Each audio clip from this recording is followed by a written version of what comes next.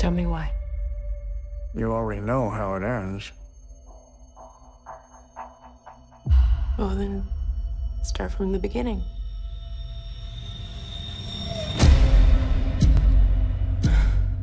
Ticks. Thoughts. Impulses. I manage to suppress them.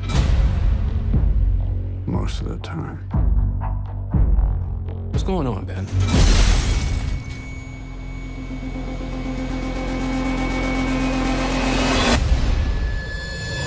Wait.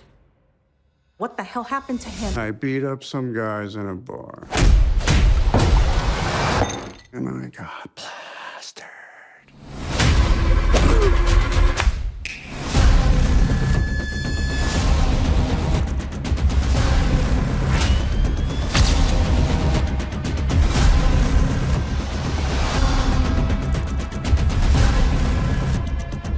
What are you thinking about over there?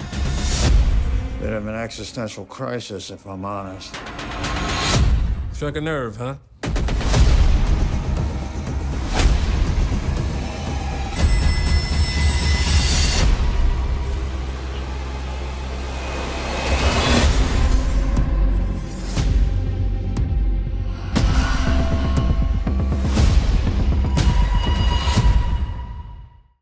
Welcome back, everyone. Amazon and Sony have released a Spider-Man Noir official trailer for the series that's releasing later this spring.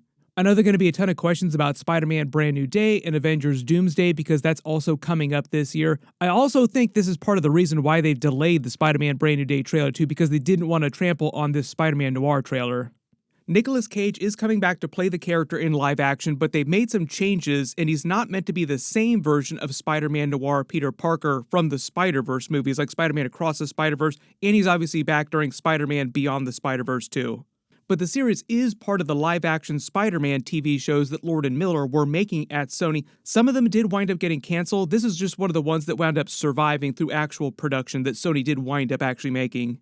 There are a bunch of Easter eggs here, a bunch of Sinister Six villains, or versions of Sinister Six villains, during this version of New York City. There's a lot to unpack here. They're releasing the series in both color versions and black and white because the original comic book, Spider-Man Noir, was in black and white. So we'll break this all down, explain what's going on with the characters and what they have changed from the original comic and from the Spider-Verse version of the character. Sometimes I let matches burn down to my fingertips just to feel something, anything. Probably one of the biggest changes that they did make is that Lord and Miller said that this is not meant to be Peter Parker Spider-Man Noir from the Spider-Verse movies just in live action. It's actually meant to be Ben Reilly on a completely different version of Earth, completely different version of the character, and during the series, nobody calls him Spider-Man, they just call him the Spider. And I think the reason for this is it's just the Faustian bargain that Lord and Miller had to make with Sony that would allow them to use a Spider-Man character on TV in live action while you have Tom Holland's MCU Spider-Man swinging around. Tobey Maguire's version of Spider-Man is coming back during Avengers Doomsday Secret Wars. Andrew Garfield's version of The Amazing Spider-Man is also coming back in live action by the events of Secret Wars. What probably happened is that they made a bargain with Sony and Marvel, and they were like, you can do this in live action, but you can't call him Peter Parker, and he can't be the version from the Spider-Verse movies. Like, you have to make it a little bit more different than it was from the original comic book. So I'm assuming they'll talk a little bit more about this when they go on the actual press tour and they're doing interviews, like, we had to change this a little bit so that Sony would actually let us do this in live action. This is also why the official title for the series, instead of just being Spider-Man Noir Episode 1, Episode 2, Episode 3, they're calling the series Spider Noir. Also, I'm assuming this is part of the stupid logic that Sony is making them use so that it doesn't feel like it's meant to be MCU version of Spider-Man stuff or related to MCU Tom Holland Spider-Man stuff. Personally, I don't think that anybody that would be watching this series would be confused by that, but this is some of the stupid things that studios do when you want to work an IP like this. Anytime you're working with like big Marvel, big Sony-related Spider-Man characters, things get really, really dumb. The actual tagline of the series that they're going with no power comes no responsibility, which is meant to flow with his Ben Reilly character in the way that he operates as a loner. He's a private investigator during the series, saving his neighborhood, friendly neighborhood Spider-Man back during the 1930s. If you couldn't tell, the original comic book took place in the 1930s. I'm assuming that wound up sticking. We will get to his origin story because that's basically how they opened the trailer too, and how he got his spider bite. That's also a change from the original comic book. In the original comic book, his spider bite came while he was busy investigating a crime, and a mysterious spider bit him and gave him his powers. Just starting at the beginning of the trailer here and working our way through shot by shot, talking about Easter eggs, WTF moments, and Sinister Six villains, there are a couple different Sinister Six villains that show up during this, or the 1930s versions of Sinister Six villains. At the very beginning of the trailer, he's talking to Cat Hardy, who is the show's version of Felicia Hardy, Black Cat. She owns and performs at the nightclub as the singer later in the footage, too. When they say, why don't we just start from the beginning, he's obviously telling his origin story, and you see a lot of flashbacks to him in a tent during what looks like World War I, and it seems like this is where they're saying that he got his spider bite. He got it during World War I, where you later see a couple of doctors operating on him. He hallucinates himself turning into a man spider. That was also something that happened in the comics too, where he grew 6 arms. There was also a version of man spider where he mutated into a man spider during the Spider-Man 1990s animated series. What's happened to him? He's mutated into a man spider. I've been through this. We're in trouble. When you see him walking down the hallway in the morgue here in New York City, part of the idea is that during the series, he's investigating attempts on Silvermane's life, who's Brendan Gleeson during the trailer. He plays a version of Silvermane during the 1930s here. We will also see if he winds up turning into something else too. Part of the idea is that somebody is trying to kill him, and he's trying to find out why, and it seems like there's some collateral damage here, like other people getting killed during the process of this all going down. There are a couple quick flashes of a montage of him in his full-on Spider-Man suit going after these gangsters here. These might be Silvermane's men, or there might be other random gangsters that he thinks are coming after Silvermane, basically just acting as the friendly neighborhood Spider-Man during the 1930s here. We get a little bit of him web-slinging at the beginning of the trailer. There's also a lot of him web-slinging through New York City at the end of the trailer, too.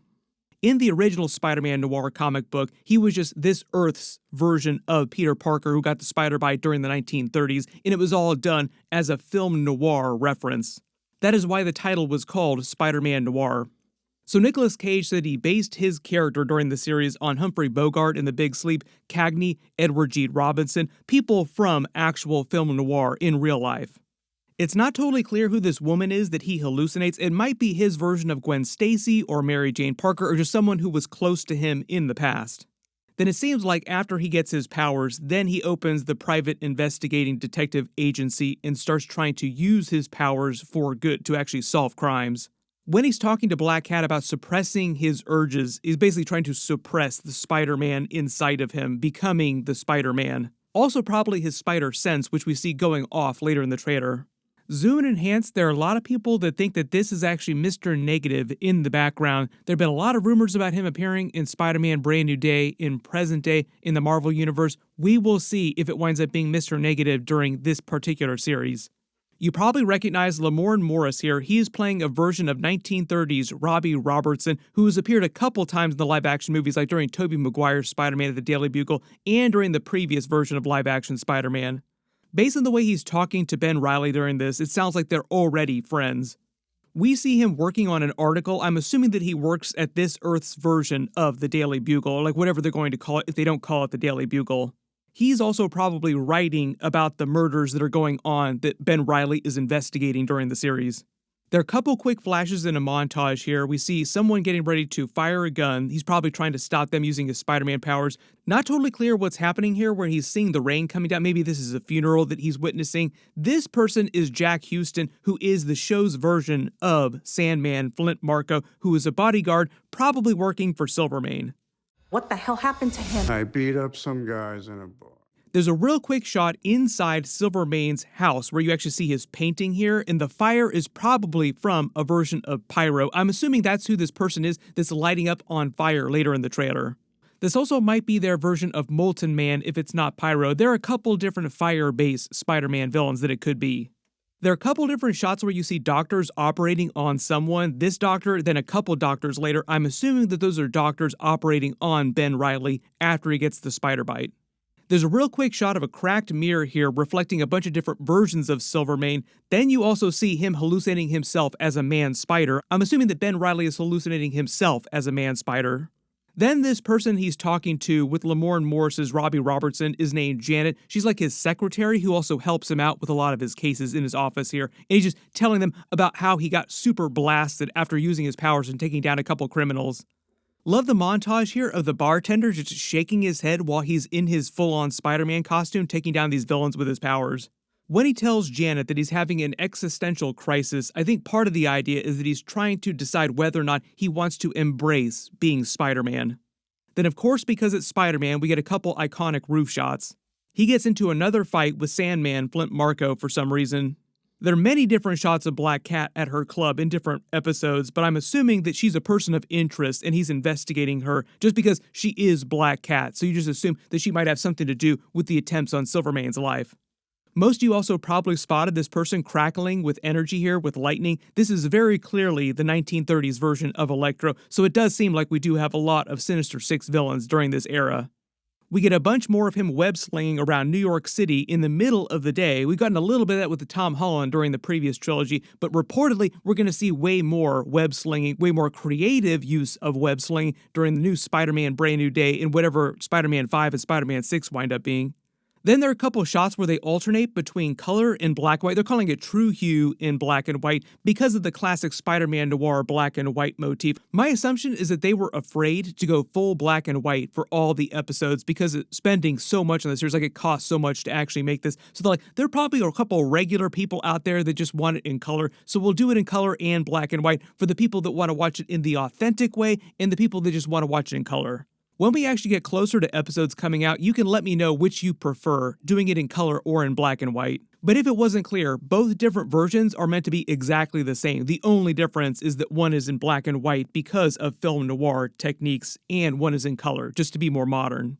That was actually used for a very big plot point during Spider-Man Into the Spider-Verse, where that version of Peter Parker's Spider-Man Noir discovered the Rubik's Cube and color for the first time because his universe was black and white. I'm taking this cube thing with me. I don't understand it. But the really big reminder is that episodes for this are dropping on May 27th. I'm assuming traditional Amazon style, they'll drop like the first 2 episodes and then weekly episodes after that. But they haven't said exactly how many. I think it's going to be 8 episodes total, but I'm not totally sure about that. Just because most big Amazon series like The Boys, for instance, or Fallout are all 8 episodes. If you've not read it, the original Spider-Man Noir comic book is great. I would recommend checking it out. But like I said, they have changed a number of big things from that, so it won't be exactly like the comic book went down. For those of you asking, I do not believe that this version of Nicolas Cage's live-action Spider-Man Noir is going to be in Avengers Doomsday or Secret Wars. I think part of the idea is this was meant to be something completely separate that Lord and Miller were working on with Sony, and then a lot of their other live-action Spider-Man series got canceled. There was a live-action Silk series that got canceled that they were working on. There was a live-action Spider-Woman movie that Sony was also working on. All that got canceled when Sony basically decided to reboot, like full-on redo their entire Spider-Man related universe. Reportedly now what they're doing is they're working on a live-action Miles Morales, and that will be like the tip of their spear, and they're more open to sharing their Spider-Man related characters that they now own the IP to, because they own rights to about 900 different characters because of the rights to the Spider-Man comics they have. Reportedly, they're way more open to sharing all those 900 different ones with Marvel, whereas before they were not. For instance, they actually stopped Ryan Coogler from using Kraven during the first Black Panther movie as a villain. How drunk was Sony that they wouldn't let them use Kraven inside the Marvel Universe? There's a whole lot going on during this trailer footage, so if you spotted any Easter eggs or references that I didn't talk about during the video, just write them below in the comments, and if you have any special requests or big questions about the series too. And I will do more videos as we get more footage for this, so post all your requests in the comments below. In related Spider-Man news, I have already done a video for the leaked Spider-Man Brand New Day trailer. Click here for that, and click here for all my Avengers Doomsday trailer videos. Thank you so much for watching, and I'll see you guys in the next one.